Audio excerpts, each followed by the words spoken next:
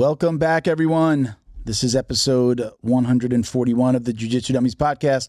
We are brought to you by Black Belt Digital Marketing. Anything you need to build your business on or offline, website design, Google Ads, graphic design, local SEO, we can absolutely help. Check us out at Black Belt Digital Marketing on Instagram, or you can visit our website at bbdigitalmarketing.com and request a free review of your entire online presence today. My name is Milton Campus. I'm a black belt training out of South Florida. We got Christian behind the camera. Woo! Yeah, there we go. I love it. Don't forget to like, comment, download, share, all that stuff. Click on that subscribe button. We'd really appreciate the support. Joining us today is Robby Donofrio. He's the owner of Gracie Brandon in Riverview, Florida. We'll bring him in just a second. We got a couple of quick shout outs. So first of all, thank you to our friends over at Flow and Roll. We're Christian, we've been together here for about a year.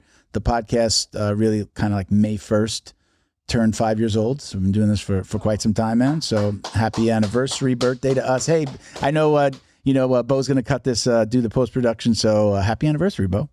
Thank you to our friends over at Flow and Roll who have been with us from the very beginning. They literally, I think, first episode were giving us t-shirts to give out to people who sent questions for our guests.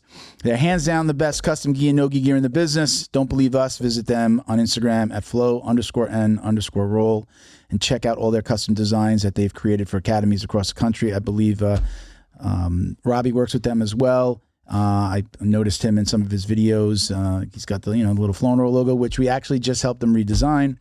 You can find our podcast tee on their site now as well. We've got a couple of custom no-gi kits that we've done with them, so go check them out.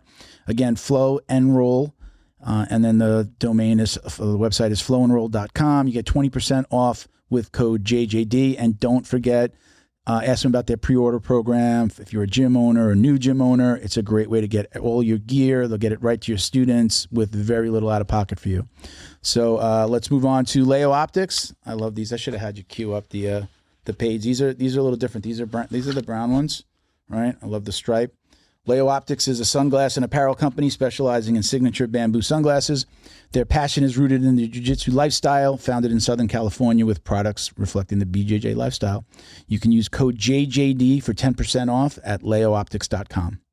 All right, that's it, guys. We're going to jump right in. Robby, let's bring you in, man. Hey. Hey, brother. How you doing, man?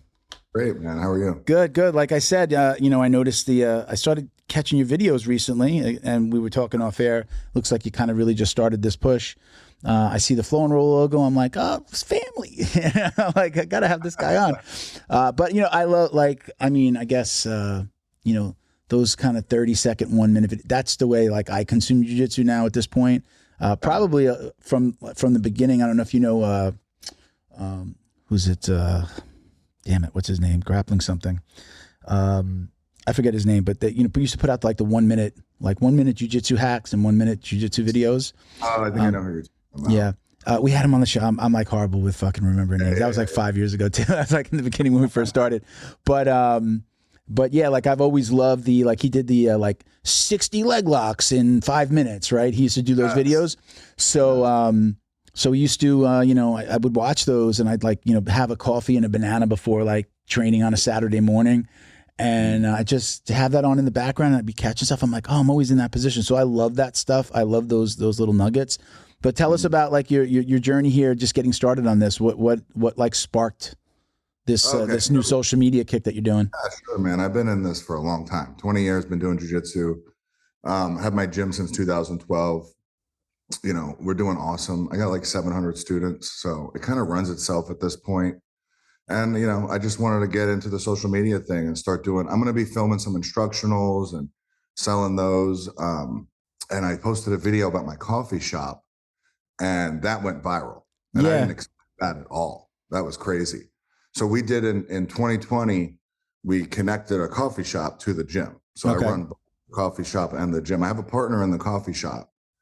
And it was when right smack in the middle of COVID, we're like, screw it. Let's just try to hit a home run with this. And we did. We did the coffee shop. And at the time, I had about 200 students. And after adding the coffee shop, we've, quadrupled our student count with it. But, that's kind of running itself. So I was like, let me get into the social media and try to really put myself out there. So that's what I've been doing lately. It's killing it, man. It's growing tremendously. real quick, not to get totally off topic, did you hear that ring too? Was that on your end? Just heard like a phone alert. Is it one of us? Because that shit was that was super loud in my headset. Really? I don't know if it was us. Is it us or is it on his side? Yeah. All right. Let me. I'm gonna put mine on mute just in case. It was so loud. It might. Do you have like an alert on your computer, Robbie, by any chance? No. Okay. No worries, man. No worries. So yeah, that's cool. I mean, I definitely once when I started to see your videos and then I saw the coffee shop, that was the one that was just like I told you, I was just like, I love talking about jiu-jitsu and business. So it was like that was like the perfect combo. So you said right around, is it like during COVID? You said. Yeah, we started the coffee shop right in the middle of COVID. Because of course, I mean, COVID. Let's open up another business, right? You got to learn. I don't see these things as like. Everyone's looking at it and they're like devastated, but for me, it's like, what's the opportunity? Yeah. Whereas COVID wasn't going to be forever. Yeah. We all knew that. So I ended up getting a new spot. I moved my gym into a new spot and I got a sick deal on it because someone had just abandoned that spot. Wow. Landlords are freaking out. They're like, yeah, I'll give it to you for whatever. So I got a new spot at a great deal and we just added the coffee shop. And now people can come in from the outside that are just going in for coffee. And then they come in and they see that the gym is connected to it. Okay. I'm able to convert coffee shop customers to jiu-jitsu students. That's awesome. It's sick, man. It's like the best way to market a gym because it's an incredible marketing tool that I actually make money from. I don't spend money on it. Yeah. I'm right outside of a huge neighborhood. So everyone that leaves that neighborhood has to pass by it and they stop to get coffee. Whoever it is, whether it's a, 50-year-old woman, she's like, oh, my grandkids can come here. Next thing you know, I get more students. Yeah. So really, really great thing. How many students do you have now? You said you started with about 200? Started with about 200 during COVID when I opened the coffee shop. Probably less than that because a bunch of people canceled and then came back. But now we're close to 700. Wow. Man. Yeah. How big is your facility? How many square? What's great about it doesn't have to be big because the coffee shop, I have 3 bays. So I have 3 storefronts. 2 are the gym. 1 is the coffee shop. Okay. And because I have the coffee shop, that's where everyone congregates. So the gym gets to be nothing but mats. Okay. So I don't need to have an area for people to like hang out in. It's just mats. Okay. I could run 3 classes at once in there. Really? Wow. Yeah. That's cool. Yeah. It works out really well. To be fair though, I am bursting at the seams. I do want to expand. Yeah. But like in my area, it's just hard to find like, a building to buy or to rent. There's just not much available. Yeah. Big enough for what I want. But, I'm not that worried about it. We're doing great. Yeah. Congratulations, man. That's awesome. Yeah. Thank you. Do you have other gym owners reaching out to you about this concept? I was going to get into that. Yeah. Franchise. Well, what I'm actually doing is we're going to do it in September. We're working on all the back end stuff now. I'm going to have gym owners fly in, and we're going to do a 3-day like mastermind summit and teach everyone exactly how to do it because it's not easy. There's a lot of stuff you have to know. Like, you're just a jiu-jitsu guy that owns a gym, and you're just like, oh yeah, put a counter in and throw a coffee shop. There's a lot to it. It's its own business. It just happens to be connected to the Jiu-Jitsu Academy. Right. Exactly. You have to look at it like that. You have to. And you also can't just sell coffee. That's another thing people have a misconception of that. Like even coffee shops without a gym, most coffee shops go under, especially if they don't have a drive-through because businesses go under, right? That's true. Yeah. But coffee specifically, it's such a low ticket item. You're $3 for a cup of coffee. You got to sell, 10,000 cups of coffee a day to stay in business. So we have a lot of high ticket items. We do can I say the Kratom? Yeah. You can say whatever. Okay. Yeah. Don't worry about it. Yeah, we sell Kratom tea. That's a big high ticket item. We sell a bunch of different stuff. It's also like a lot of grab and goes. We got our fridge with all the drinks and, kids stuff, ice cream, lollipops, all the stuff that, people just want to pick up and run and go.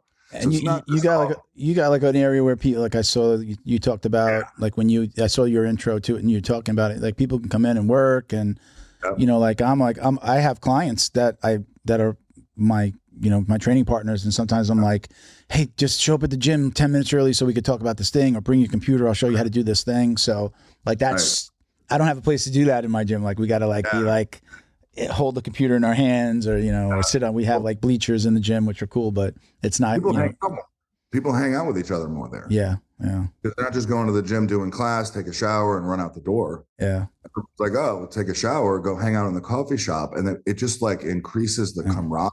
Yeah. Tribal aspect of it. And it's incredible, man. I probably wind up staying at least a half hour after every class, between just talking with coaches after going out in the parking lot, and then chatting some more by our cars. And then next thing you know, you're like, oh shit, it's, man, it's it really brings o'clock. The community together. Like, yeah, because I have coffee shop customers in there that have nothing to do with jiu-jitsu. Yeah. And they're just in there drinking coffee, whatever, they're having a business meeting, whatever. But like the whole community knows that I exist. Yeah. And I don't have to spend money on like, Facebook ads and all that stuff. I don't have to do a lot of the stuff that a lot of gym owners have to do. You've got embedded customers. Yeah, I keep my overhead really low. Yeah. Have you thought, I know you said you're doing the mastermind, have you thought about like franchising?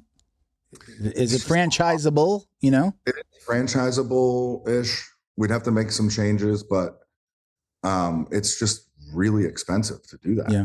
So like, the lawyer fees and all that to get it all written out. Complete side note, and I was going to introduce you after we had you on anyway, because I've got a buddy, he's going to be on the podcast next week. He was actually scheduled for last month. I got sick. I had like really bad food poisoning, and I had to cancel on him. And we've got him coming on the Friday before Memorial Day.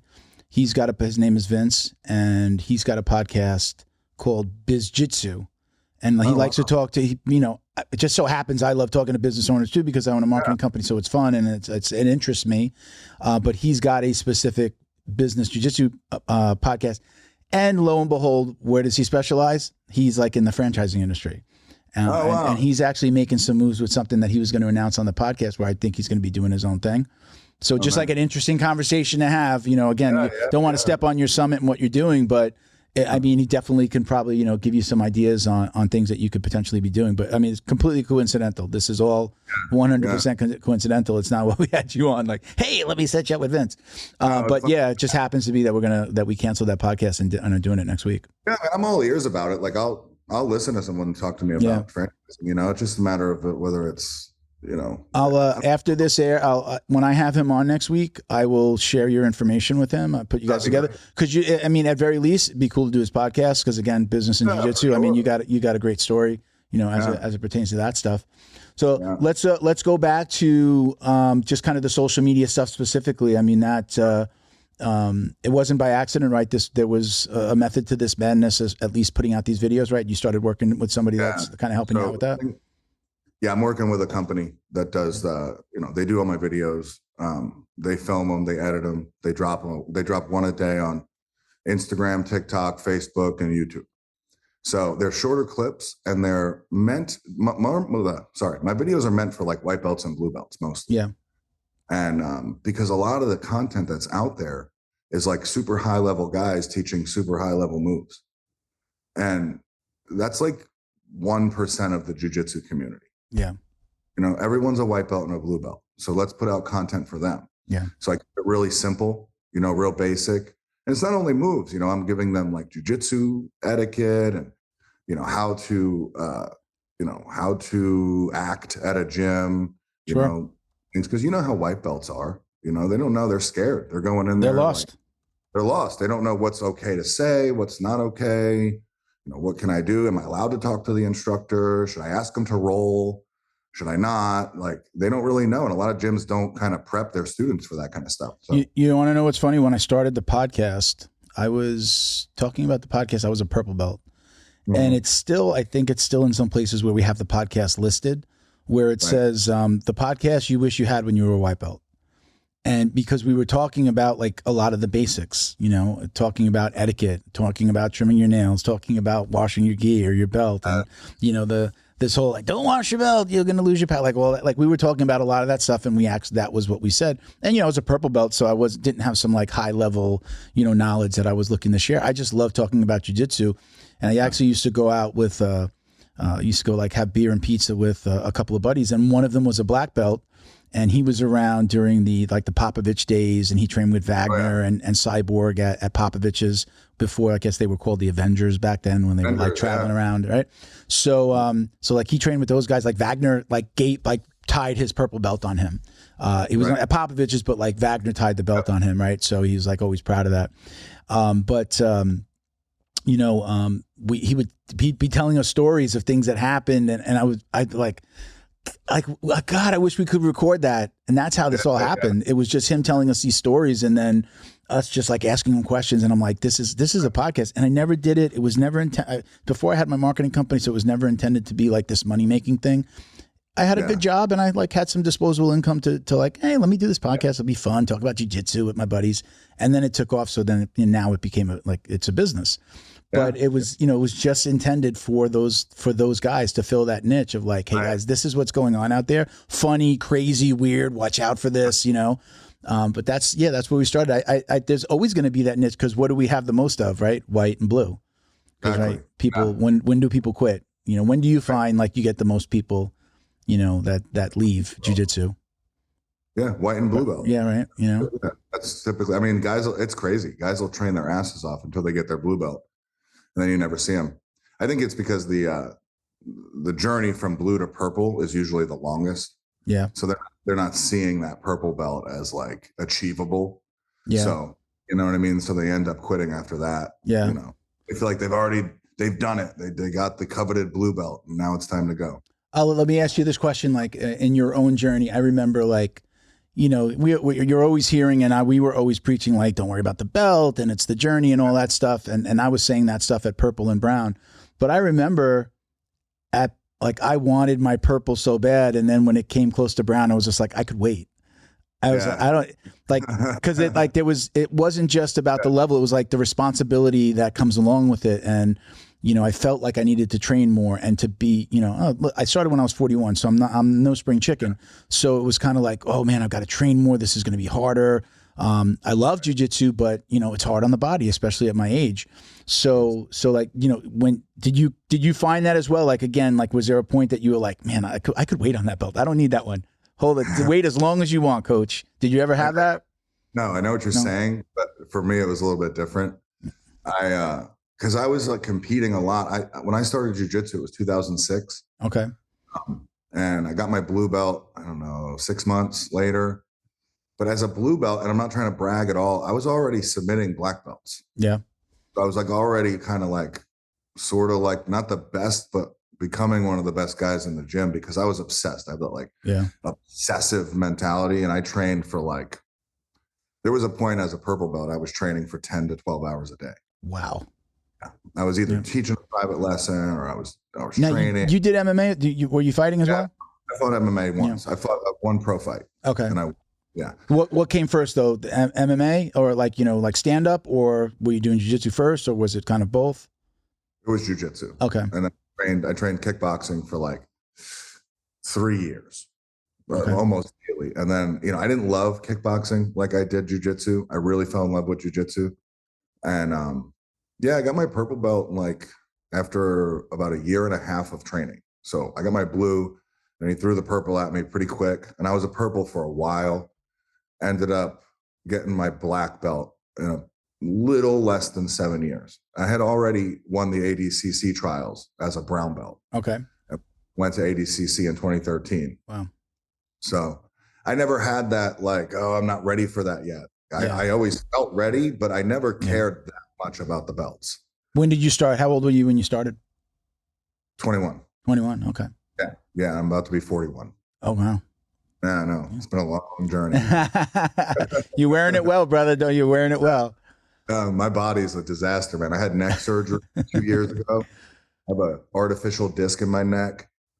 And I got, I had ACL surgery. I got lower back issues. So, I still train almost daily, but I can't wrestle. I can do jujitsu, but I can't wrestle. It kills my back. Yeah.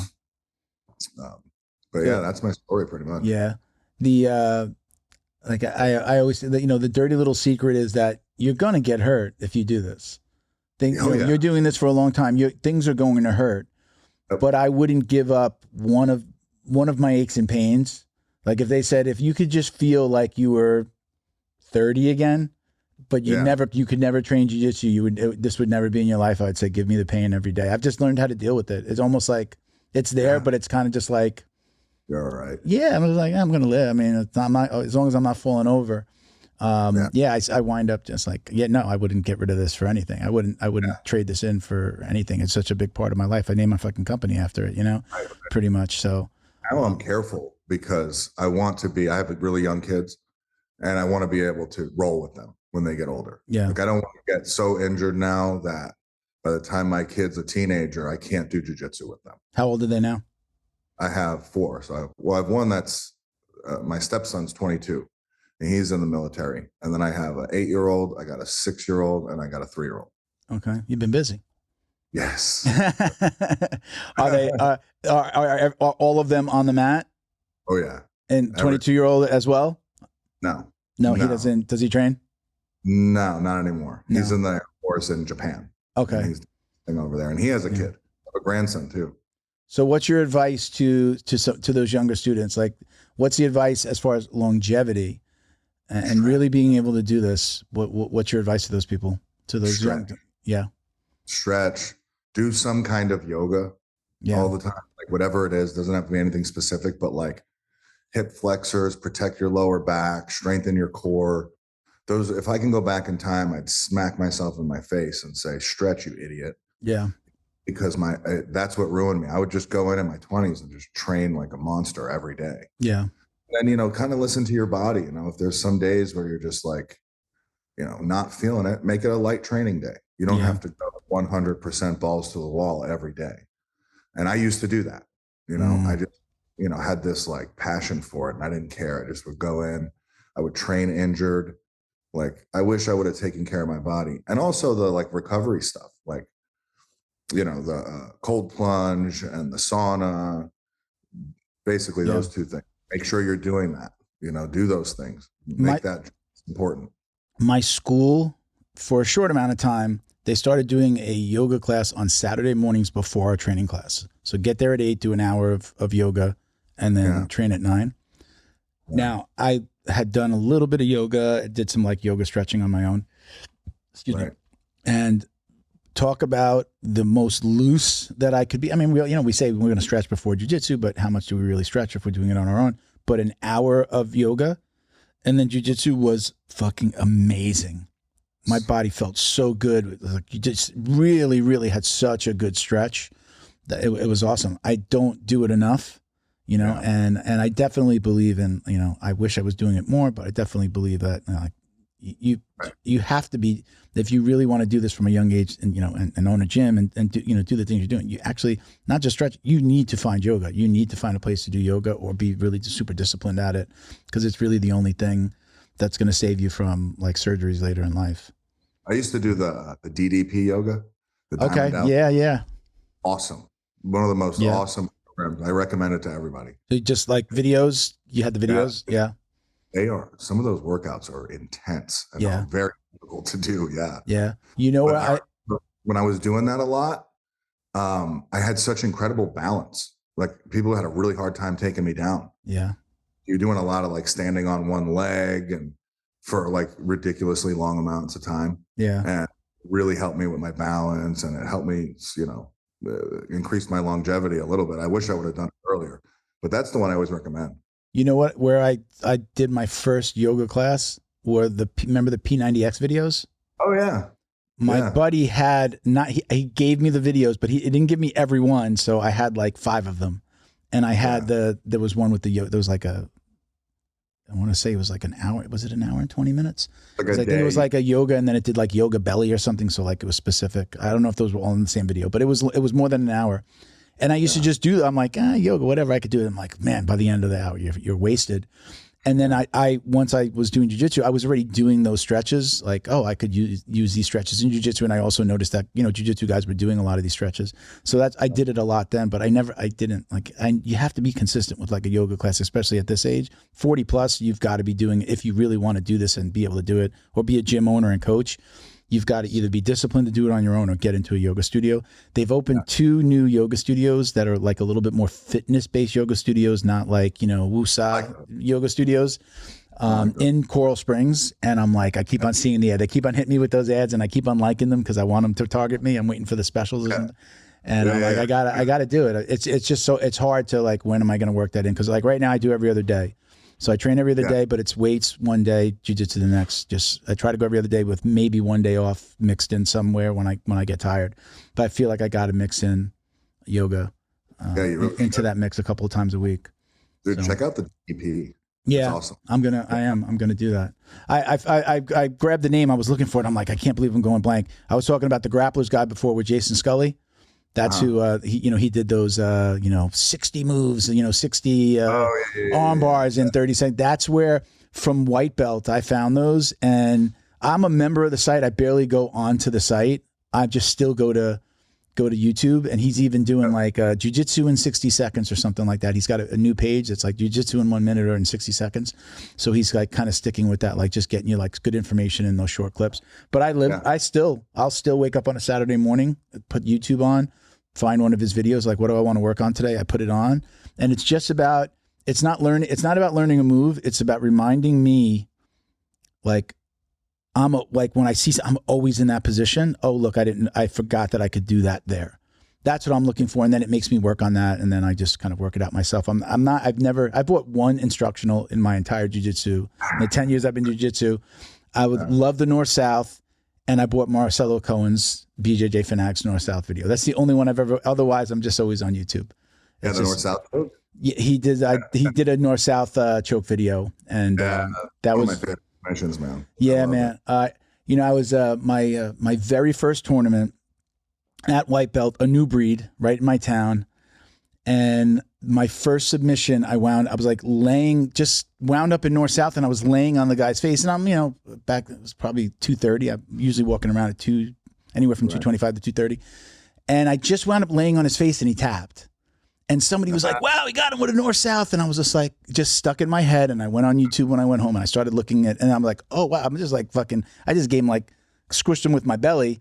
Submitting another white belt. He's like, what am I doing? He didn't know what to do. But then that's when I found the North-South choke. And then I've just always like, try to find little things to make it better. But that's my favorite. I got a tattoo coming with the North-South as the subject of the tattoo. Oh, nice. Yeah, I had a designer work on it, so I'm like fine tuning it to get it a tattoo. That's how much I love the North-South.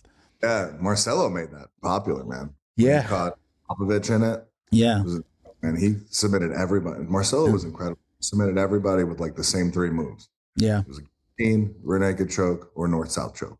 Yeah. I mean, he's amazing. I mean, even for those that don't know what he's gone through, right? He had stomach cancer these past couple of years, and he's just coming back. So it's amazing to see him. I've seen him do a couple of interviews. I think I don't know if it's part of the Matt Arroyo. Is it Matt Arroyo? Matt Arroyo is a black belt under Rob as well. We came up together. So yeah, I was gonna say, you're a black belt under Rob Kahn. I didn't bring that up yet.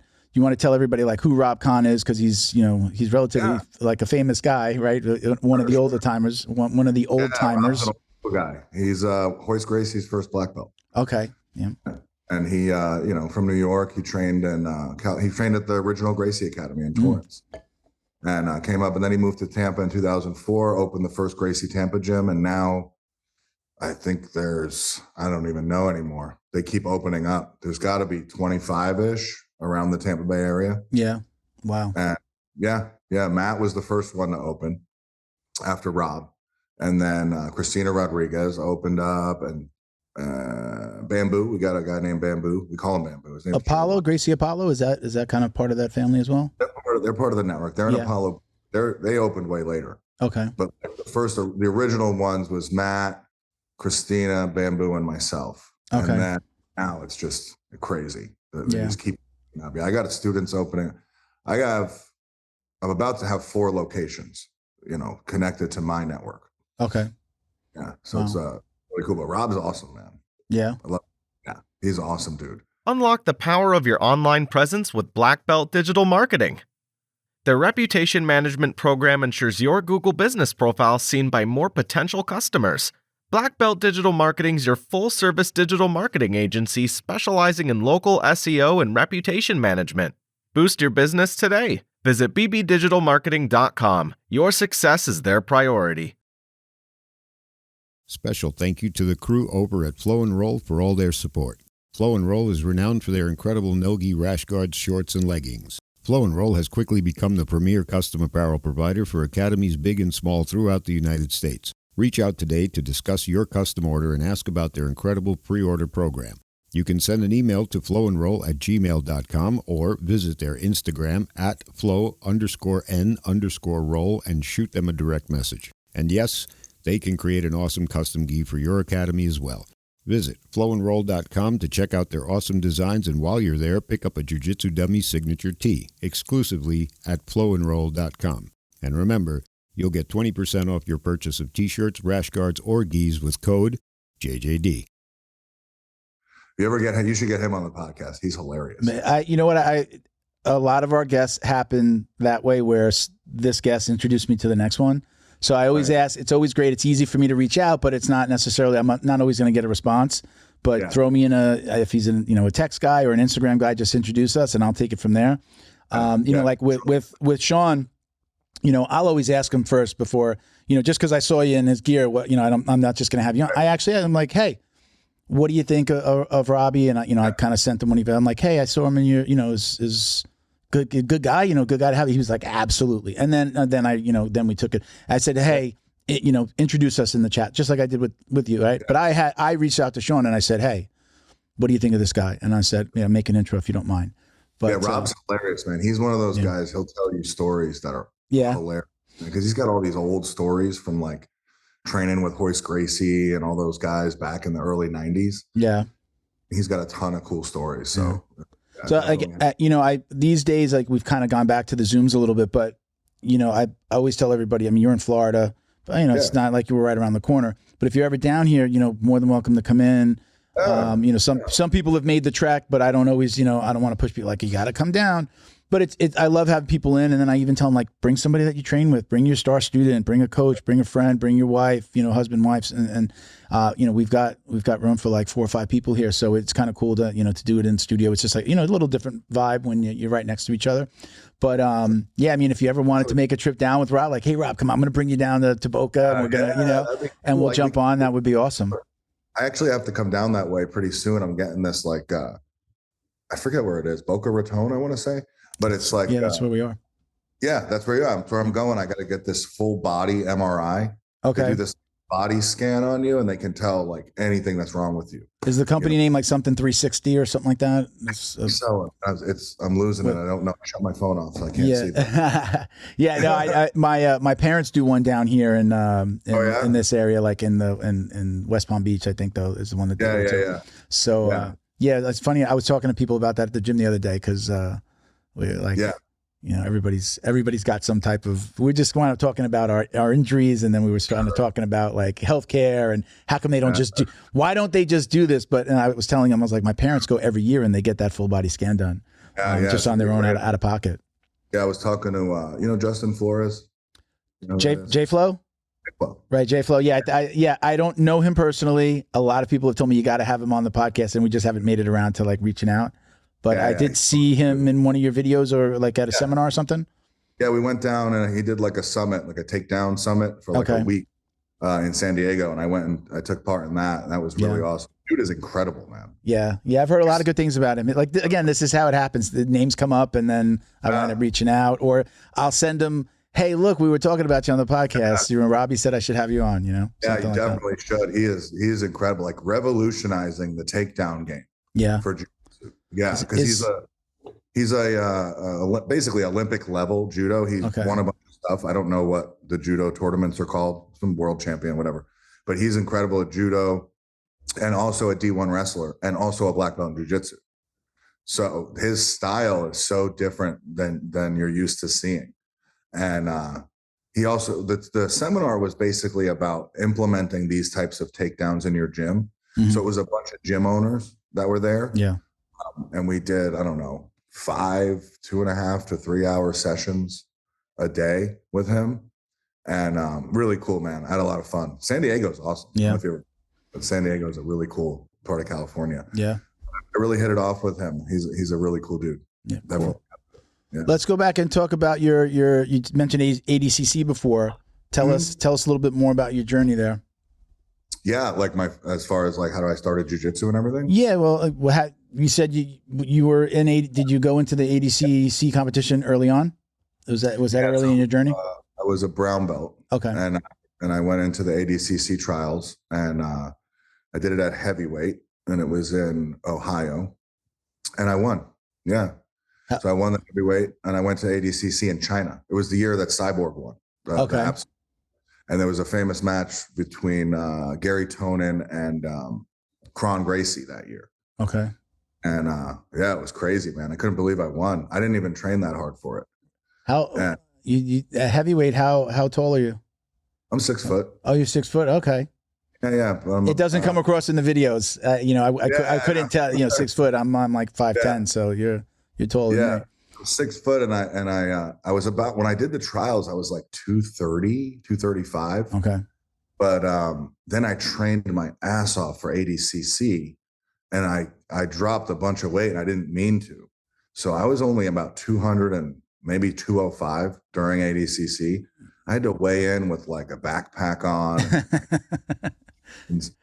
And it was crazy because my match, I ended up losing on points, but my match was against, I don't remember the guy's name, but he was this like 5'8" Japanese dude that was like 300 pounds. And he had that, that disease where you never stop growing, like giganticism, I think it's called. And he had this like giant head. And I'm like, okay. And he was a judo Olympian. So I was like, man, I guess I'll have to go for his legs. And I look at the dude's ankles, and they're like giant. Humongous. And I was just like, oh my God. And anyway, I went into the match, ended up losing on like 2 points. I think he got a takedown on me. Yeah. But what a cool experience that was, man. You got to hang out with really cool guys. Rickson Gracie was there. I remember eating meals with him. And it was a little bit of a weird thing because I was like a brown belt. I was like a little bit starstruck when I was there, but what an awesome experience. Met a lot of cool people. Popovich was there. He was fun to hang around with.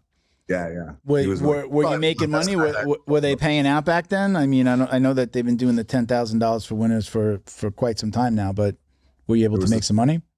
No. No? No. Did you make any money from that? Did they pay you for you to get out there? Nothing? Well, they paid for my trip. Yeah.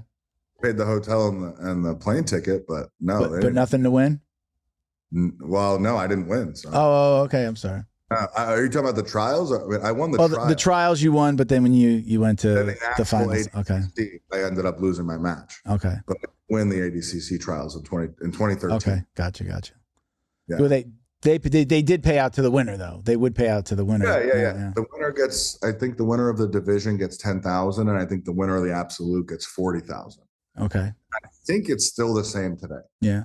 I think that's why you got like Craig Jones trying to like battle my next question, and do this $1,001 to show up. Hey man, more power to them. I love ADCC. Yeah. I never seen a problem with them. I do not like the IBJJF at all. I think they're greedy scumbags. Did you see the story on Instagram today about them talking about IBJJF refs fixing matches? I already know matches that have been fixed. Yeah, he's like, duh. That's no, of course. Yeah, the word. IBJJF is just. How are you going to get these guys? They have to train their asses off. They can't really have a job, and then they're going to win. First place black belt, and they get nothing but a stupid medal. Yeah, that's a little ridiculous. Yeah. And also, I don't think jiu-jitsu is big enough. Like, if you win the world championships at black belt, IBJJF, even with sponsors and stuff, you're still not making a ton of money on it. You have to have your own gym still, typically. So it feels like IBJJF is only going to be a springboard to help you get other things. Yeah. Maybe open a gym, maybe get sponsors. It's only a springboard. It's not going to be the thing that's going to make you money. Right. But even opening a gym, like, people don't understand this. Like, a lot of gym owners don't understand this. A lot of them do. Nobody calling your gym to sign up for jiu-jitsu knows who you are. You could be a blue belt that sucks at jiu-jitsu, And if you have a cool community at your gym and, you know, they like it there and they like you and you're close to their house and you have good marketing, people will train there. Nobody cares if you're a world champion or not. Yeah. They don't understand that at that point. Understand. Yeah. Yeah. They have no idea what jiu-jitsu competition even is. They're just there to learn self-defense. And when I started at my first gym, it was a family friend. So let me just say, I would have gone there no matter what. And I remember showing up and, you know, he had just built out the gym. It's like one storefront. And he had all of his competition medals on this wall. And I was, you know, and the words, you know, world champion and worlds and all this stuff were thrown around. And I'm just like, amazing. I'm going to be learning from this world champion. And then, you know, it only takes maybe a few months or like if you start competing, then I started competing at like 6 months. And then I truly understood, like, you know, it was just like, I didn't know the difference between, like, you know, should I be doing IBJJF or doing these local grappling competitions that come around? Like the New Breed was the one, like it's literally like in my town and like a 5-minute drive max from one side of town to the other. So they always do them in the Coral Springs Gymnasium down here. So I'm like doing them. And then you start to realize, you're like, oh, wait a minute. Like everybody, I hope he listens to this. My barber did some competition and it was like the Florida something. So like, he's like the state champ. So like, he's still to this day, he's the state champ that won this thing, you know? And it was, I don't even know. It wasn't IBJJF. It wasn't New Breed, but it's just funny. Like, you know, I'm the state champ. I'm like, I smile when he says it and he knows why I'm smiling. Right. But everybody's, you know, a world champ. Man, somebody said something on a podcast. Everybody's a legend. Everybody in jiu-jitsu is a legend. I forget who said that. Somebody said it on the podcast. Everybody's a legend. Right. There's Taekwondo gyms that have over 2,000 students. Yeah. That none of these jiu-jitsu guys even know about. You know, it's just not about your credentials. No one really cares whether you're a world champion or not. I like to train competitors and fighters, not MMA fighters as much, but mostly like higher level jiu-jitsu guys, because it's my personal thing. I personally want to get somebody to win ADCC. That's my personal goal. Yeah. But I definitely don't have to stay in business. Yeah. Not at all. 99% of my students are just regular middle-aged people that come in and they want to learn something cool and they want to be part of a tribe. They want to be part of the community. That's what you really got to get going. These guys that own gyms, like, that are obsessed with having the greatest grapplers and they think that's what's getting them students. Yeah. It's not about that. It's whether or not people are enjoying themselves at your gym. Are they having fun? Yeah. That's and, on the kid side of it too, I know this firsthand, just like, you know, from my most of the people that I train with have had their kids in the school first and then joined as adults. Yes. So it's a lot of, like, my coach is like the second dad. The owner of my school is like the second dad. In some cases, the only kind of quote unquote dad that they know, because, you know, they might be coming from a single family home. Mom's the only, you know, mom's taking care of the kids. And, like, you know, the parents will come to the school and be like, hey, coach, can you talk to little Bobby about this? You know, he got some bad grades or he got in trouble at school today. He's not listening to me. And the coach, you know, he does a great job at having a little, you know, like a little huddle at the end of every, you know, has them sit down and then, like, does a little speech at the end of every class, you know, talks to them about life stuff. Like, that's why the parents come there. That's why the school gets filled, because they love that part.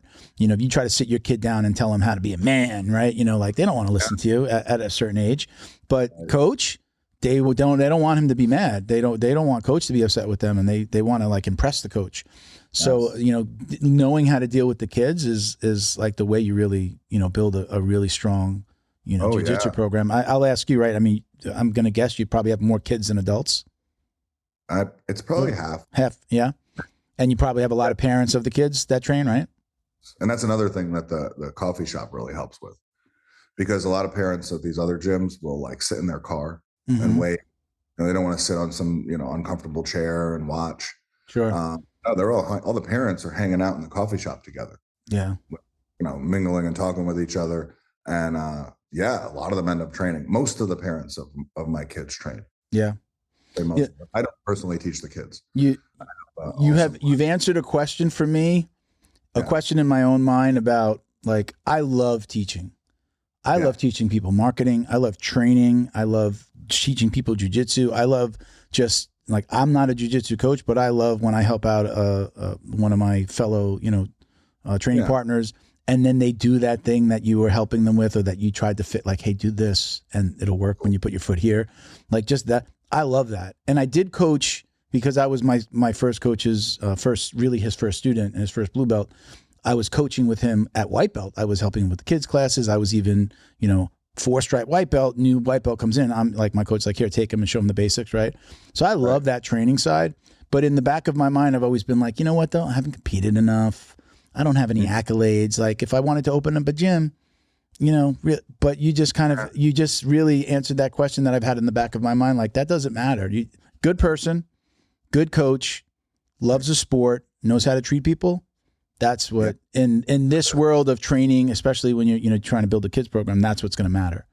And it depends. Not how many medals you have on the wall. It depends. Are you trying to like train guys to win ADCC? Then you're going to have to have, you're going to have to be pretty damn good at jiu-jitsu to do that. Yeah. I mean, are you just trying to train the local community to have fun and learn some jiu-jitsu? Then you don't necessarily have to be great at it. Yeah. But you know enough that where you can teach. Some of my best coaches aren't like the greatest competitors. Yeah. Like some guys I have teaching aren't like, unbelievable on the mat, but I've had guys that are unbelievable on the mat that were terrible coaches. Yeah. Yeah. So what do they say? There's a saying that those who can't do, teach. Yeah. Yeah. It's true. Yeah, that happens. Those guys, what end up happening with like the really advanced guys, sometimes when I have them try to teach, they can't put themselves in the mental place that a white belt is in. So they end up teaching like super complicated things. That's like, whoa, you're way above what they should be learning. Mm-hmm. You got to be able to teach a regular old arm bar well, so that someone who doesn't know it can understand. That's actually more difficult, I think, than teaching another black belt or a super high level guy, the K guard or something like that, because these people know nothing, and you have to make them understand like what jujitsu is as well as this move. And that's a more difficult thing to do. You don't have to be amazing at jujitsu to do it. You have to be good at teaching that. You have to be good at, making them understand it. So you own a school, you're teaching, you're putting out videos. Are you like a consumer of, tutorials of BJJ Fanatic videos? Is it something that you do now that you've done in the past? How are you feeding your jiu-jitsu soul, so to speak? I love instructionals, man. Yeah. I have probably all the Danaher and all the Gordon instructionals. Really? But it's not easy to watch them. And that's a funny thing you mentioned that, because I love jiu-jitsu so much. I've never lost my passion for it. So, when those guys came on the scene, I was like a kid in a candy store. I loved it. And I've watched so many of their instructionals. And it's not always easy to watch because they're like 14 hours long. Yeah. I sit there and I've had a lot of guys come to me and say, and I'm not knocking their instructionals at all. They're amazing. But a lot of guys come to me and like, I tried to watch that instructional and I couldn't. It was just too long and too much explanation and all that, especially the lower level guys. Like, put a Danaher instructional in front of a white belt. It's like impossible for them to follow along. And so my instructionals, when I come out, my instructionals are going to be for white belts and for like newer blue belts. And they're going to be really short. Like, I'm gonna do an instructional on each position, but like very short, sweet, to the point. A couple of different transitions that you should know. Go practice this, go get great at it, and then I'll do an instructional for the more advanced after that. But I think the white and blue belts don't really have great instructionals to watch. Nobody has 14 hours to sit and watch an instructional. And sometimes when I've watched videos, sometimes I'm like, fuck, I need a partner to try this with right now. Yeah, that too. So like, it's hard. I bought a jiu-jitsu dummy last year. I got one of the, I was like, let me just get one. I'm going to get a cheapie. I'll stuff it myself just to see if I'm even going to use it. And I did like it. And I had an extra room in my house. So now I moved into an apartment. I had one room that I turned into a gym and I had mats. I've moved into a smaller apartment and I got rid of that stuff. Right. So I'm like, it's sitting there and I don't really get to use it. But I think like those instructionals, they're really great when you can be like, get a buddy, either be in the gym and you can literally like maybe sit on the mat with an iPhone or an iPad, or if your coach lets you put it on the TV and then you do it, it's really hard to watch those and then go, okay, I'm going to take that info and then go to the gym and do it versus like, okay, hold on, pause, let's get into that position and you got a buddy to do it with, or at the very least a grappling dummy, but somebody that can give you the reaction. That's where it kind of falls apart for me. Cause I watched like when I bought my Marcelo Garcia, my one instructional, they did give me like a free Danaher one. Oh, really? And like the first, I think like the first half hour was just him talking. And I'm like, now like, I don't want to go past him talking. I want to make sure I don't miss anything. And I never, ever got to anything with any positional, anything. He never even brought out the training partner. It was like him talking. And I never went back to it. I was just like, all right, if that's what it's going to be, I'm like, I go back to my Jason Scully videos and go like, okay, I know I'm in this position. Okay. And then I'll fine tune something. And I'm smart enough to know like now I just like figure out things that I want to do or pick something that I'm like, I want to work on this. And then I just try to get myself into that position in the gym and then kind of figure it out. And then maybe find a video and go, oh, this is what I'm doing wrong. And then like work it out on my own. If it's not something that my coach is working on, right? So that's just the way that's the way I do it. But it's got to be little nuggets because again, I can't watch a full instructional and then go, what did he say? What do I do here? Even like the Marcelo Garcia video, I had been doing the North-South for so long that it filled in blanks for me. It wasn't like I was learning it fresh or cold, right? So that's where it works for me.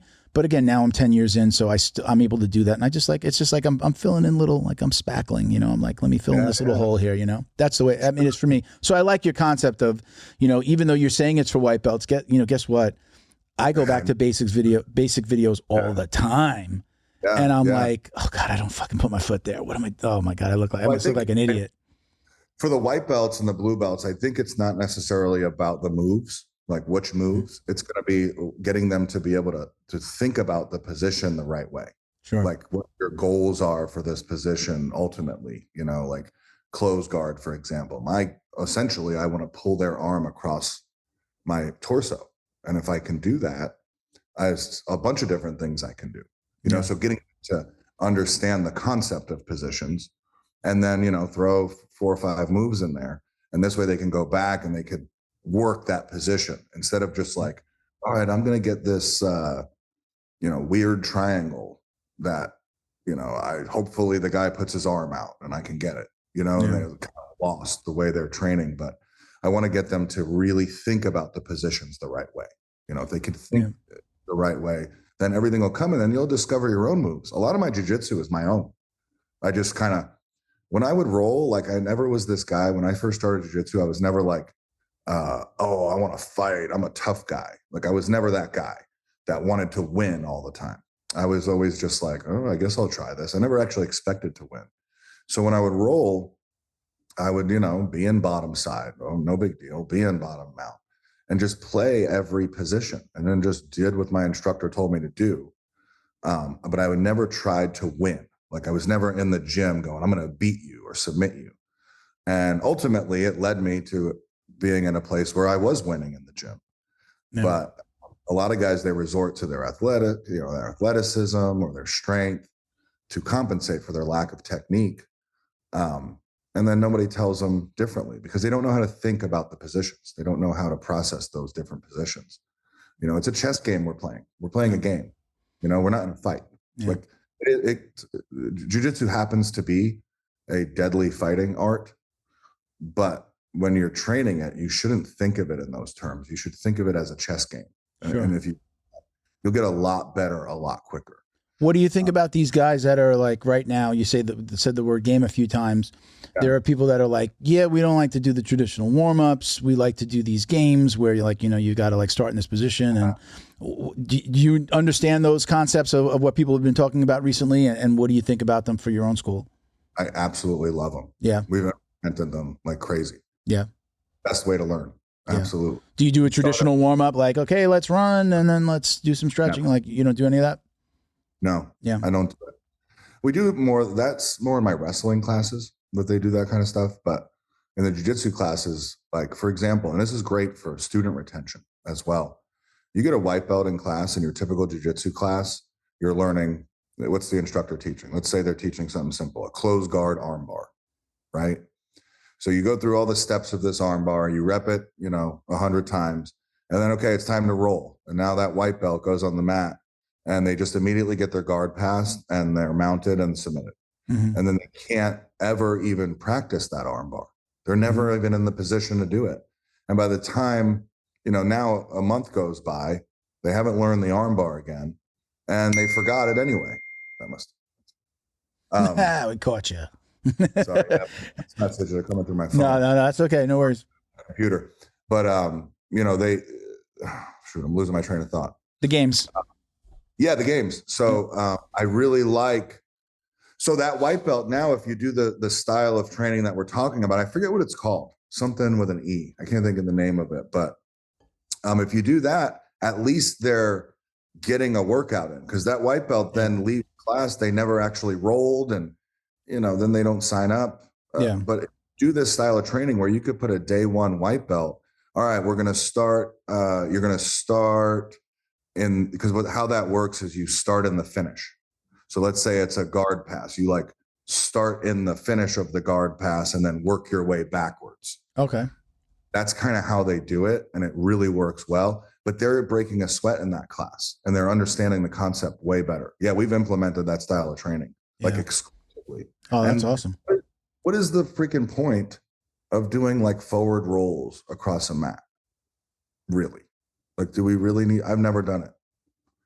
I don't understand some of these warm-ups, why we're doing it, other than to, get your heart going. But a lot of times in typical jiu-jitsu classes, they're doing these long warm-ups, and then everyone stops and reps moves for whatever it is, 30, 40 minutes. So at that point, they're cooled down, and then they go and they roll rounds.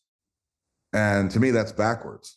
What are you warming up for? Just to cool back down right away and then go into rolls afterwards? It's a little mixed up. I'd rather them get their heart going during the class. And it's also an easier way to teach. You don't have to put on a performance for your students every day. You can just kind of, put them in the position and tell them to go. And they end up figuring stuff out a lot better. They figure out their own jiu-jitsu. They don't need every single step explained to them. They just need the fundamental concept position, and then they can navigate their way through it themselves. Is that what you mentioned before? Something about your jiu-jitsu is your own, or you have? Explain that. Put those two things together with what you said before about your own jiu-jitsu. Yeah. So, as long as you understand the principle behind the position, you can, as long as those principles are in place. For example, passing the guard. If I want to pass the guard, I have to either control your hips, pin them to the mat, or I have to pin your shoulders to the mat. And then I have to maneuver my body around your hips or, around your legs in order to pass the guard. However you accomplish that is fine. It doesn't matter. You could stand on your head pinning their hips to the mat and then do a front flip over them if you want. That's a crazy example, but as long as those things are in place, anything goes. It doesn't have to be this specific way of doing it. You can do it however you want to do it, as long as those things are in place. And that's with every position in jiu-jitsu. Do you find that your white belts take to your jiu-jitsu program better that way? Way better. Yeah. Better. Yeah, absolutely. Because you teach them a long move with 15 steps, they forget them. And then they don't even understand why they're doing it. Why are we doing all these steps? You have to explain to them the why behind everything. Important. I think. Do you encourage? In my very first school, I think a lot of coaches were like this. I'm 10 years in now. This June will be officially 10 years. Nice. My coach did not love that I would go home. I was addicted to YouTube. To the point where my wife was just you come, really? She come to bed and I'm pushing YouTube videos to the TV. It was, I was addicted. So I was constantly wanting to learn something. My coach didn't love it, but once he saw that I wasn't going to stop, and because sometimes it was just me and him, I'm training with a black belt when I first started, because he's in a brand new school, no students on a certain day or whatever. he didn't love it, but then he embraced it, and he'd actually at the end of the class, he'd be like, all right, what do you got for me? Go get your iPad. And I would like ask him about like a more high level move or something that he hadn't taught me. So he wound up kind of giving into it. What do you like? I'm like, obviously look at, what you're putting out. Yeah. I tell everybody, like, if you really love jiu-jitsu, if you want to get good at jiu-jitsu, let's say it that way, because some people might just be there for the stress release and that's it. You really want to get good at jiu-jitsu, you have to supplement with like watching stuff. Like, even if it's just look up the move that you learned in class today, and then look at the different variations or look at the other ways that people are teaching it. And there might be a move that you don't love, and then you go, oh wow, but I could do it that way. Oh yeah, my foot's always there. I could do it that way. Like, I encourage everybody, like, go find, like, supplement, your jiu-jitsu with just watching stuff and fine tuning it. I mean, again, you're doing that now, so I've got to assume you're telling your guys, like, I don't know if you're telling them, go home and watch videos, but I think it depends. Like, I think there's also a lot of really bad content out there, unfortunately. Yeah. And it depends. If I have a white belt that's going and looking up the K guard, these like crazy transitions in the legs, and then especially if it's a video that's not where it's not taught correctly, that's no good for them. They don't necessarily need that. But yeah, definitely watch videos. I mean, I have no issue with it at all. Yeah. But watch the right videos, I guess, would be my thing. Like, you don't need to don't jump ahead too far depending on your rank. But like my black belts or my high level purple to black, go watch, go learn. The instructionals, man. You mentioned instructionals before. Do you have something planned? You're going to be doing it on your own, or are you working with one of these BJJ Fanatics type websites or anything? I'll probably do both, but I'm going to do my own thing first, and just put it out to my followers and everything. I was trying to build a following before I went and did it. Yeah. And now in a few weeks, I'm going to be filming. It's going to be basically white to blue, how to get from white belt to blue belt fast as you can, and that's what the is going to be about. And I'm going to do a short video for every single position. And then from there, they can buy one, or you can buy like the close guard or guard passing. And then you can buy it in a bundle. That's basically what I'm going to be doing. And then I'm going to come out with ones for each belt rank, basically. Okay. Because people are obsessed with belts. Like white belts and blue belts are obsessed with belts. They want to know how they can get to the next belt, Yeah. And a lot of jiu-jitsu gyms don't give their students a clear understanding of how to get to that belt, because the instructor's just like, oh, it's just kind of at my discretion. When I feel you're ready, you're ready, and that's fine. I get it, because I kind of do that too, because the instructor does know when you're ready. But this is going to be kind of a supplement for that. They're going to be able to say, okay, I got to know this, this, and this. I have to understand the concept of these positions. And, I might be ready for my blue belt. Gotcha. So I want to take that route. Yeah. I do. One of the, obviously, like, again, I love jiu-jitsu, happy to be a black belt. I know I've got a ton to learn still, and I'm, go as often as possible. But I had this little epiphany the other day, like, oh, wow, the stress of even thinking about stripes and belts is gone. Like, it's a nice thing to get rid of. Like, you're there. It's not like the end, but it's like, okay, I don't really have to worry about it. At 50, I'll be 51 next month. At 51, I'm not like, oh, can't wait to get the coral belt. Like, I'm not even thinking about it. I'm like, I'm probably going to die. I don't know if I'm going to live long enough to even get it, like, as a like ceremonial thing, so like just that being gone, there's enough, I guess I like the stress of like being a good learning how to be a really good black belt now is just my focus. Not worrying about like, am I going to get a stripe, or when is the coach doing promotions? Like, just that being gone. At the lower belts, I remember that. It's just like, you want it so bad. It was like your dad telling you like, good job, kid. I mean, that's what it is sometimes. It's like, great feeling, We talk about belts. It's weird. I think, I don't know. I think it's really good for business belts. And the rank it keeps people engaged, but I'm not sure if it's good for actual skill level for people getting better.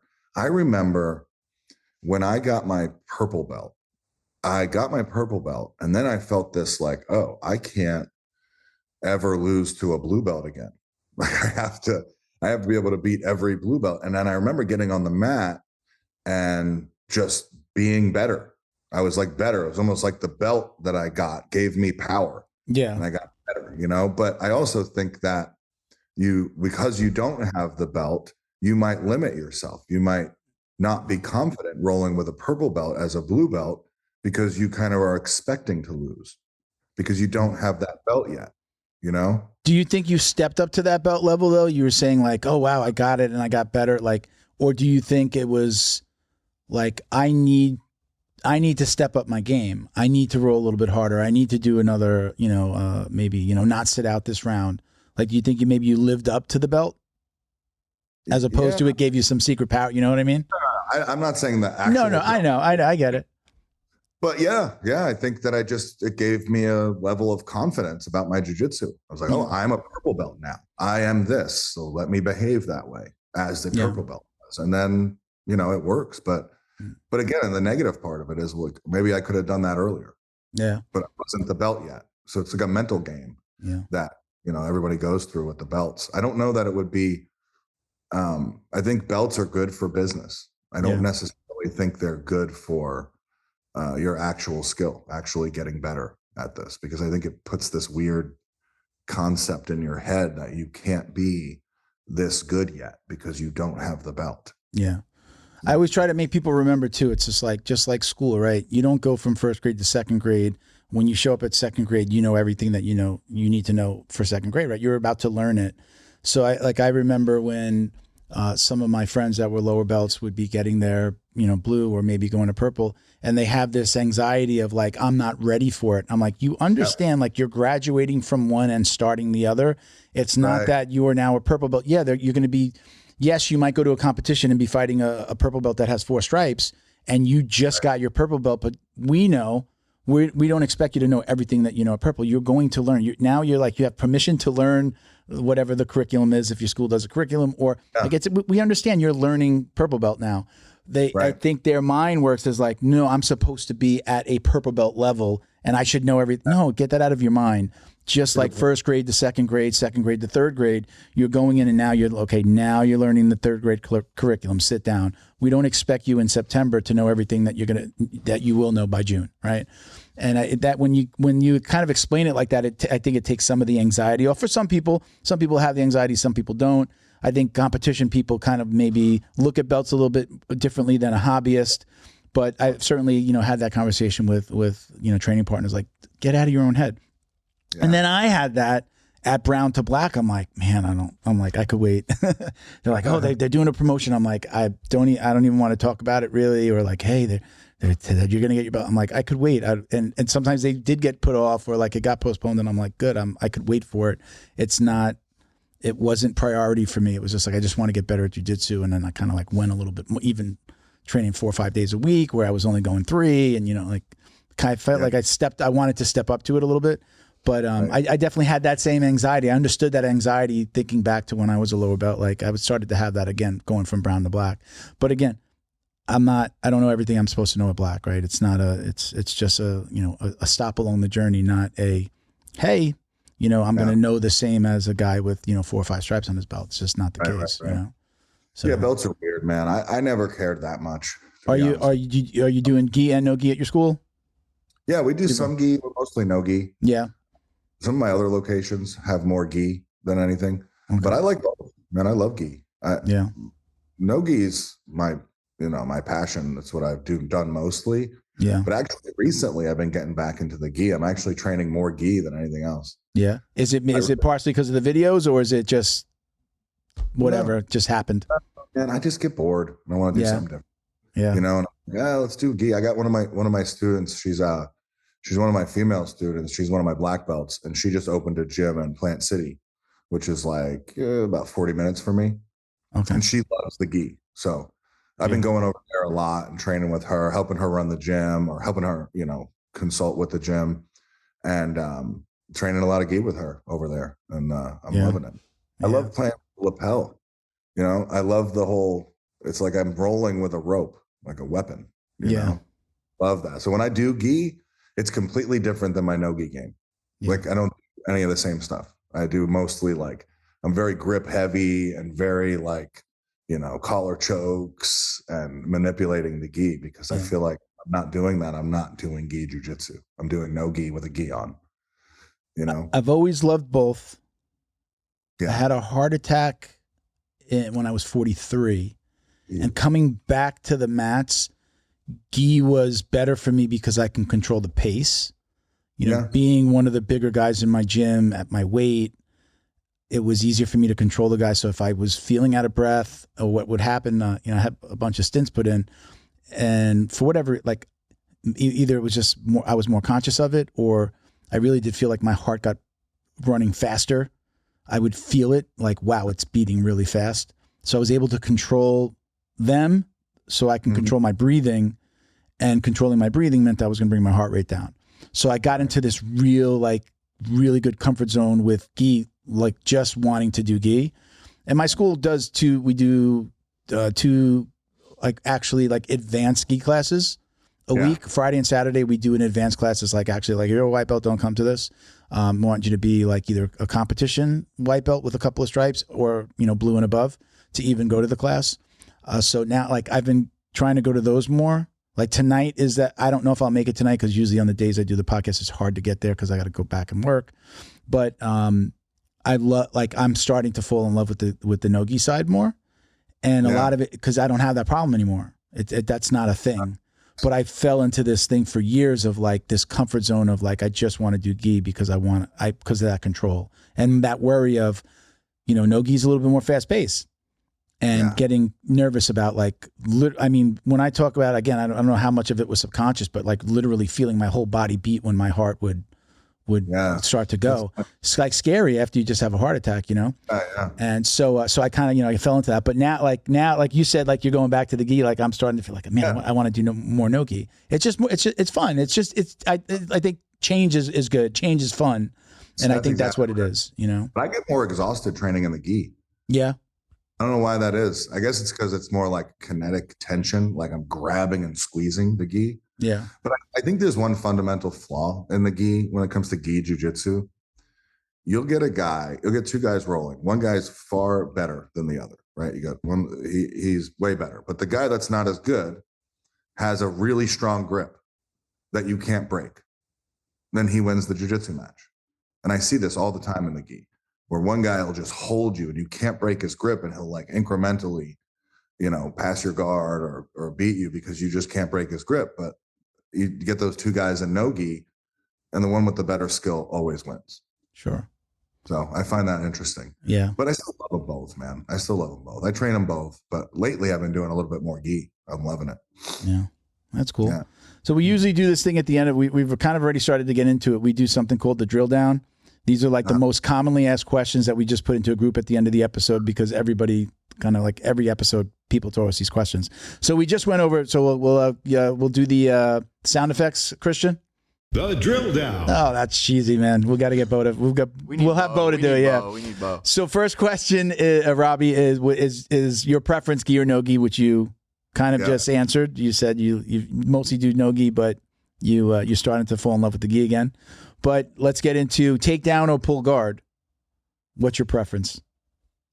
Right now, if I was to grapple, I'm pulling guard because my back is your back. Yeah.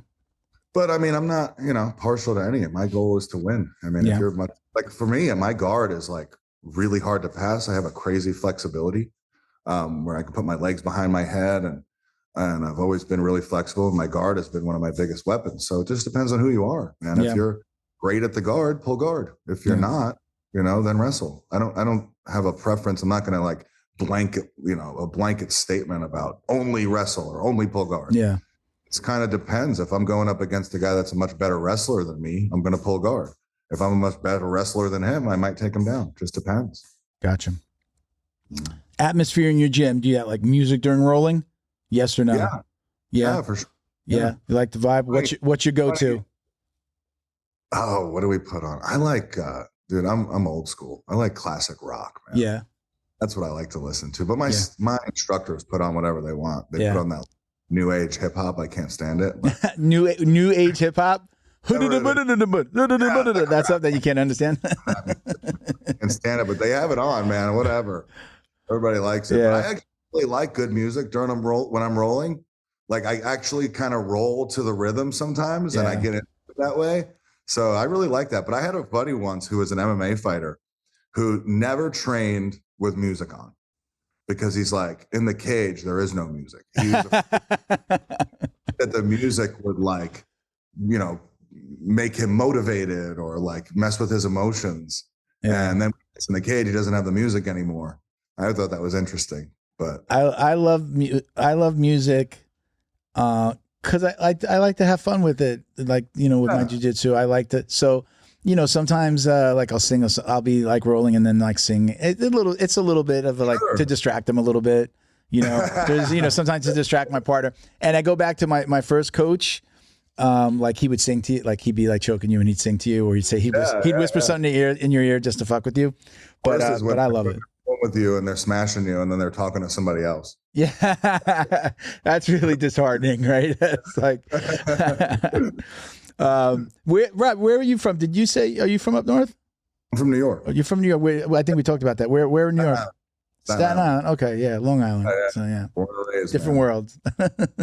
Totally different world. Yeah. Different world. They're different. Long Island and Staten Island are different worlds, and even by New York and Florida. I mean, it's. How long have you been in Florida now? 2004. Okay. But before that, I was in Pennsylvania. Well, before that, I was in the Air Force, and then before that, I was in Pennsylvania. When I was 16, my parents moved us to Lancaster, Pennsylvania, from Staten Island, which is like Amish country. Okay. Yeah. And I lived there, and when I was 18, I joined the Air Force, and I was Air Force for 4 years, and then and I was in the Air Force in Florida. I was on the Panhandle. Okay. And after that, I came to Tampa because my parents had moved to Tampa while I was in the service. And then the first thing I did, you know how I got into jiu-jitsu? I was in the Air Force and I started dating a girl who was a blue belt in jiu-jitsu. Yeah. I was like, at the time I was lifting and I was probably about 245, jacked. And I thought I can fight. I'm like, yeah, I could beat up anyone. I could bench press 400 pounds. Of course, I could beat up anyone. And this girl proved me wrong. I'll never forget it, man. She took my back and choked me. And I was like, what the hell is happening? I didn't even know what the UFC was at the time. I didn't know anything. Yeah. And then I got super deep into the old VHS and DVDs of like Pride and the old UFCs and stuff. And I got obsessed, man. And the first thing I did when I got out was find jiu-jitsu. That was the first thing I did. Yeah. Were you still dating her when you found jiu-jitsu or no? That was. Well, when I only dated her for a short time, like right before I got out of the Air Force. So I didn't go sign up at a gym then, but she would show me some stuff like, you know, in the living room, arm bar, like a basic arm bar or something. And then I would sit there for hours and watch the old DVDs of like Pride. I remember watching Pride fights, but I was more into wanting to do MMA in the beginning. I was like, I got to get in there. I got to try this because I couldn't believe that somebody way smaller and weaker than me could beat me in a fight. Yeah. Couldn't believe it. And I just became obsessed, man. Does your family train? You have your kids? Do your wife trains? Yeah, she's a purple belt. Did she train before she met you? Was she already training? She started training. I met her when I first opened my gym in 2012. Okay. She came in and signed up her son. Okay. You know? There you go. And then she started training for a little while in like 2013. And then she got pregnant. And then we had 3 kids, like one after another. So she couldn't train. Now my youngest is 3. So my wife has been training every day. She's super into fitness. She's at the gym, either lifting, doing cardio, or she's doing jiu-jitsu. She's really good too. Yeah, that's great. That's awesome. It's a family affair. Yes. All right. So we're going to move on to the next question. So I always, depending on if it's a coach or somebody who's really more of a student, annoying things that students do. Tell me the most annoying things that your students do. Give me a top 1 or 2. You know, it's funny you say this because I posted a video because my marketing company, what they do is they come in and they just point the camera at me and they give me topics. And that's one of the topics. They'll be like, biggest pet peeve in jiu-jitsu, you know? And so I rant. I like to rant and I'll just keep talking about stuff. So I said, you know, what bothers me is essentially when people come in to jujitsu and they don't take it serious at all. Like they're just, you know, like giggling and laughing and just not taking it serious at all. And it happens a lot with women. When women come in, and this happens a lot, they'll start rolling and right away, and they have like this nervous laughter, right? That because it's weird. You have a sweaty dude sweating on you. I get it. And they'll have like this nervous laughter when they're rolling. And usually what I'll do is I'll go up to that girl and I'll say, hey, it's okay. You know, just try the things you're learning. You know, no one is expecting anything out of you. You don't already have to be good at this. It's a big misconception. People think they already have to be good. And, you know, usually from when I have that conversation with them, they'll stop. But here and there, you'll get girls who just don't seem to care. And, you know, a lot of them are in there to look for boyfriends, which is actually pretty cool. It's a good place to meet guys. But totally fine with me. But when you're rolling, you should try to do jujitsu. You shouldn't just like constantly goof off and play around and not try, because your training partner is trying to get good, you know? So if you're just not taking it serious at all, no one's going to want to train with you. And I said this on a post, but I said it, I didn't describe it quite like that. And I got a ton of hate. Like, oh, you hate when girls laugh. And I'm like, no, not at all. I just like take it somewhat serious. You know what I mean? Like and I don't think you have to be so serious. Like you have to train to be a champion, everyone. No, but like, don't just constantly goof off because no one's going to want to roll with you, you know? Yeah. Same thing with guys talking like during rolling, when they're rolling. That's like a pet peeve of mine. When guys like are trying to tell you about their weekend while you're rolling with them. Yeah. You're like, that's kind of weird. See, I'm a talker. Yeah. But I'm usually more either talking shit. That's fine. And fucking with you a little bit, like not today. You're not gonna get it. You know, like some like stuff like that. I have, but that's just me. A little bit is like to distract them a little bit, maybe sometimes. But that's for me. I talk for a living. I'm a salesman. I own a marketing company. I do this. Like, if I'm not talking, I feel like I'm gonna die. Right. So I just like to have fun with it. And my coach will be like, "Save it for He still says this. Save it for Facebook." You know. That's totally cool. I'll talk shit here or there, you know, here and there as well. And I have no problem with that. And I don't really have a problem with people talking. I don't really have a problem with people goofing off. It's just little things that you kind of get annoyed by. Just like, why is this guy talking about his kid's baseball game with the guy he's rolling with and the other guy? That I'm not doing. No, I'm not talking about like, no. Yeah. It's jujitsu. It's fucking with you. It's teasing you. Yeah. It's singing the song. Every once in a while in the gym, like a playlist, like just an odd song comes on, like all of a sudden there's a ballad playing, like after like he's got some like Brazilian like rock beats on, and then all of a sudden it's just like a love song comes on, and I'll just be like, leave it on. They'll be like, hey, change it. I'll be like, leave it on, and I start singing like that. I do want to have fun with. I love jujitsu. I love all parts of it. I love the tough parts. I love the fun parts. But I do like, you know, it's got to feed my soul. If it's not feeding my soul, and part of it is to be funny and to talk and to mess with people. And I love when they do it back, man. If somebody does it back to me, I'm like, I love it, man. Talk shit. Yeah, I totally get it, man. I'm just talking about the weird guy. Yeah. About like the stuff going on in his life that has nothing to do with jujitsu while you're trying to roll. Like, you know, what'd you do this weekend, man? No. You're like, dude, I'm doing jujitsu. But like saying, I almost got you or whatever. Like if you escape something and you're like, I got out of that, not today. Stuff like that is totally cool. Yeah. You know, and I have one pet peeve that bothers me, but it's like when new white belts, when they're in the closed guard and then they're trying to put the guy in like a Kimura or an Americana or trying to choke him while he's in the closed guard. That is, that's when I nip in the bud right away. Like when I see a white belt doing that, I don't know why that specific white belt thing bugs me when I see it. But as soon as I see it, I run over to the white belt and I'm like, hey, if you're in the closed guard, you cannot submit your opponent. You got to sit back. You got to try to posture out of it. That's one thing I see that's kind of like, oh, I got to stop him from doing that. Drives me nuts. Yeah, that's a classic, especially with the spazzy guys or the guys that are like typically a little bit stronger or maybe taller and stronger. They think they're like, I could submit him from here. And then they, then they really try. And then they wind up, getting fucking They want to get swept every time. And it's just as much as like I don't like the guys that take it serious, don't take it serious at all. I don't like the guys that take it too serious, especially a guy that doesn't know much, but he's always trying to like win in the gym, and he's using all of his strength and all of his athleticism. And then you tell him and try to just do jujitsu. You're not going to win, by being strong and athletic. And then they don't listen.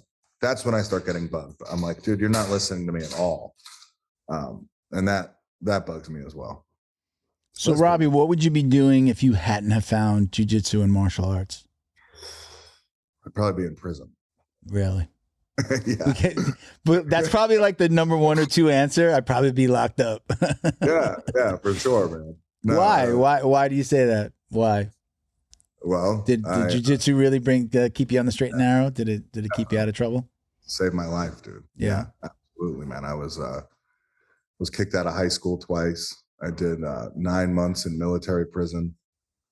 I'm an addict, but I'm sober. I'm a sober guy, but I definitely have those tendencies. Yeah. But when I found jiu-jitsu, I fell in love with it. I became addicted to that. Yeah. And that a lot. And I learned everything about life through jiu-jitsu.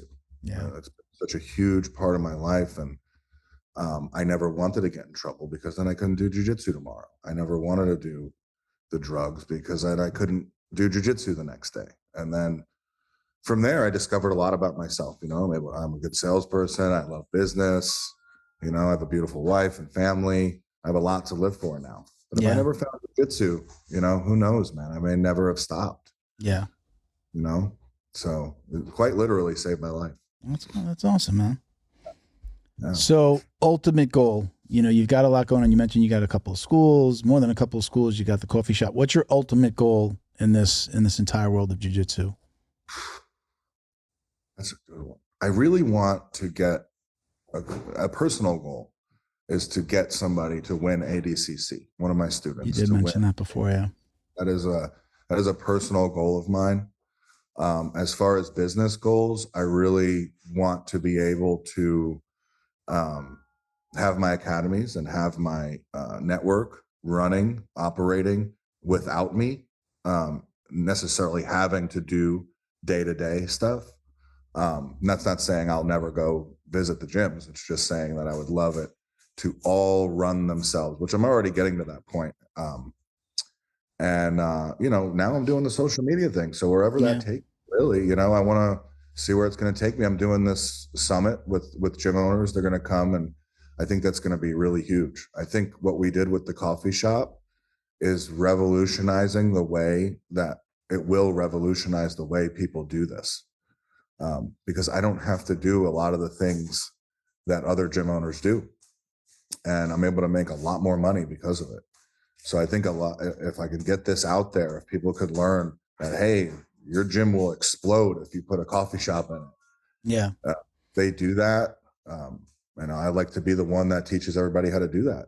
I've seen or heard of like a lot of people like, we're going to put a juice bar, and they do it and they start it and then it stops, and then they're like, they don't know how to do it. Yeah. They don't know how to do it. They don't know how to keep it running. Yeah. There's a lot to know. It's got to be a standalone business. It can't be like, I'm on the mat and then I got to go over here and make a sandwich for somebody, right? I mean, it's got to be its own. It's got to be its own business. It just happens to be that, like for you, like right there connected, you could walk from one to the other without having to walk outside. I believe, right? You can just walk into the gym. Yeah. But it's got to be its own business. It's got to be its own business, its own management. It's got to be its own thing, and it's got to be able to. The gym could be closed and the coffee shop could be open, or vice versa. Yes, right? Absolutely, man. It's there's a lot to it. It is. You're exactly right. It's its own business. Have you ever had to be back there making coffee, or is it like, no, there's a staff and they take care of it. I don't got to be in there. Somebody's not being like, hey, Robbie, where's my latte? No. Right? When I first opened it, though, it was funny because when we first opened it, I needed to learn. I needed to make sure that I didn't know how to do it. Yeah. So I did. I worked the coffee shop for the first 3 months just to make sure I knew what was going on. Yeah. And that was fun. I'm serving coffee to my students. No. It's kind of interesting dynamic. But I learned it for a little while, but then no. We have 4 employees that run the coffee shop. I got a manager and I got 3 other part-time, and I got a couple part-time and 1 full-time employee. Yeah. But if you only need 1 person back there, That's it. We're insanely busy, but we usually have one person back there running the show for the coffee shop. But it's cool because my coffee shop employees they know how to deal with a walk-in, for the gym. So they know how to make an appointment for a walk-in, and they know about the gym. And another perk for them is I give the coffee shop employees a free membership. And so I don't have to have someone on staff at the gym all day long, like a lot of gyms do, especially bigger. Like a front desk girl. You don't have a front desk person. No, because I have coffee shop employees, and they know how to do it. And I give them a commission on signups. So if they get a sign up, if they happen to get a sign up, they get money for it. So it's worth it for them to do that. That's great, man. I think I'm obviously, like I said, it's what piqued my interest in having you on, and why I reached out to Sean. I think you're absolutely onto something. Not even onto something. You've done it. It looks good. And by the way, just to, you talked about the ADCC thing. I just want to say that, I get a lot of DMs and when I'm going to have somebody on and stuff, and I see the comments, and I believe when you're talking about the ADCC thing, I read into that or read between the lines, and I kind of think, you want to be a good coach. Like the ultimate goal, that question, what's the ultimate goal in jiu-jitsu, and like getting somebody to ADCC, that means you want to be a good coach. Yes. And I got some feedback from people, and it sounds like you're already a really good coach, man. Oh, thank you. Man. I had some people. I saw some conversations, and I got a couple of DMs, and like, yo, Robbie's a good guy. And so you're already on that track. You're already there. So I'll be rooting for one of your guys to get to ADCC and take it all. But I think you're already accomplishing that goal. So I got one last question, and I'm gonna let you give any shout outs if you got any sponsor or anything like that. One big question that we love to ask, since you're doing gi jiu-jitsu again, do you or do you not wash your jiu-jitsu belt? Do I? I don't train gi enough to wash my belt. Coming up, did you wash all your belts? White, blue, purple? Did you throw it in the washing machine, or are you from that old school, like it doesn't get washed? I don't care personally. I will wash my belt, but no, I just happen to have not washed my belt. Okay. It's not because I'm like superstitious about it. I think it's more like, I shouldn't put this in the wash because the stripes will come off. Okay. And your belt falls off anyway when you're rolling.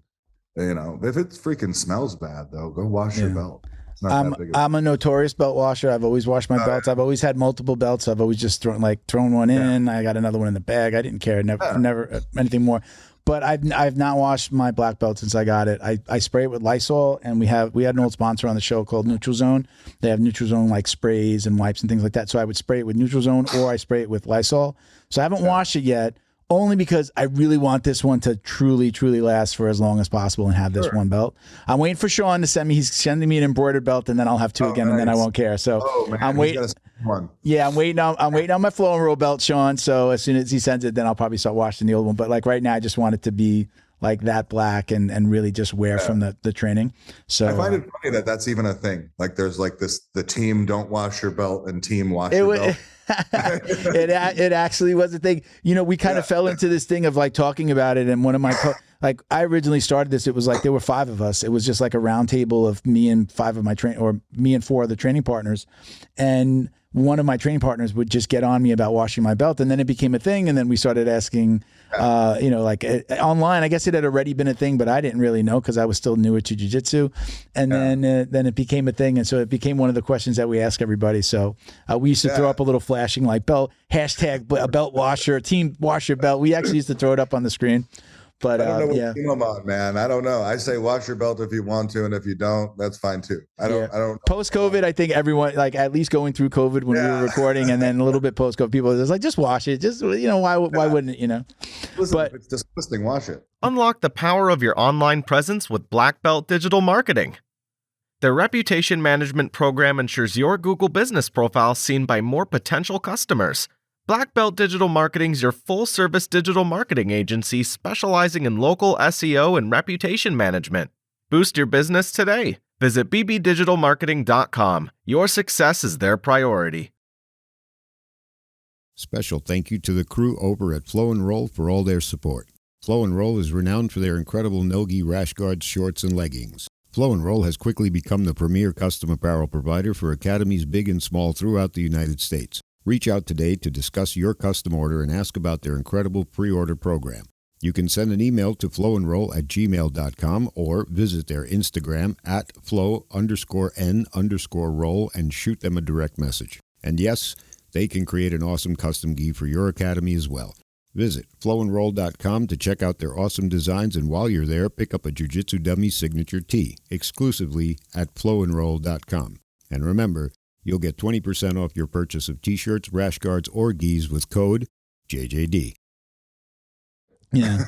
So, Robbie, listen, thank you for coming on. I really appreciate it. And I just want to give you a moment to, if you want to give any shout outs to anybody, family, friends, sponsors, anybody you're working with, now's your time, man. Well, Flow and Roll is great. I'll always want to shout them out. Probably the best guy I've ever worked with when it comes to like making gear. Yeah. Or, rash guards and gis, like incredible. I love Flow and Roll. And then, just check me out on Instagram, Robby D Jitsu. I'm going to be coming out with some instructionals pretty soon. If you're interested in opening a coffee shop in your gym, I am your man. So we're going to be putting out a link to a website to where you can come down to Tampa. We're going to put you up in a hotel. We're going to take care of your food and everything. That's going to be sometime in September. I'll be coming out with the dates pretty soon, but it will revolutionize the way your gym operates. It's an incredible thing to add to your gym. So, very cool, man. Stay tuned. So hang out for 1 second. So I just wanted to thank Combat CBD. We were able to kind of start a relationship with this new company. So this happens to be their gummies, really cool. Obviously, like wearing the shirt today. So check them out at combatcbds.com. You add an S to the end, so it's combatcbds.com. Check them out. You can check us out at Jiu-Jitsu Dummies for all the ways to watch, listen, and support. My personal IG is Uncle Milty BJJ. But I monitor the Jiu-Jitsu Dummies one all the time anyway. So appreciate you guys coming out. Robbie, don't hang up yet. We're going to take a couple of pictures, but thank you for watching and listening, everybody. Peace, love, Jiu-Jitsu. Us.